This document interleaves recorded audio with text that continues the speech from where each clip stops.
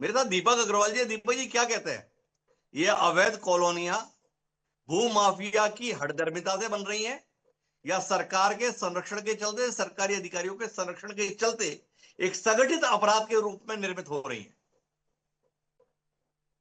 पहली चीज तो बहुत अच्छा मुद्दा है जो आपके द्वारा लिया गया, और ये अपने आप में जवाब है। अवैध, अवैध, अवैध मतलब फिर जी वैध क्यों होगा? अगर मैं कोई काम गलत करूंगा तो मेरी ऊपर पहले दंड का प्रावधान है, बाद में बात करेंगे। क्योंकि मैं कॉलोनाइजर हूं, मैं रेरा से रजिस्टर्ड हूं, तो मेरे लिए मेरे ऊपर पहले दंडात्मक कार्यवाही होगी, बाद में उसको सुलझाने की, समझने की बात आएगी। तो ये व्यवहार सबके साथ क्यों नहीं? अवैध कॉलोनी को क्यों पनपाया जाए?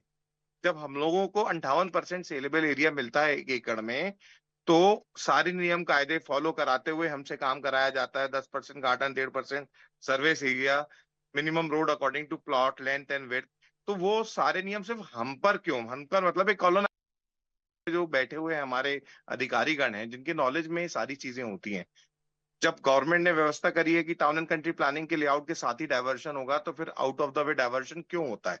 शुरुआत वहां से पकड़ी जाए कि हम लोग जब जी डायवर्शन कराने आते हैं तो हमें पैरेलल में टीएनसीपी मैप और उसका अनुमोदन, एक लेटर चाहिए होता है जिसके आधार पर हम डायवर्शन कराते हैं। तो फिर प्राइवेटली डायवर्शन क्यों होते हैं? अगर ये वहीं रुक जाए तो अवैध कॉलोनी कटना ही बंद हो जाएगी, क्योंकि अवैध कॉलोनी वाला सबसे पहले डायवर्शन कराता है और कस्टमर को बोलता है कि ये मेरी जमीन डाइवर्टेड है रेसिडेंशियल, यानी मतलब कृषि के अलावा अनुपयोगी उपयोगी है।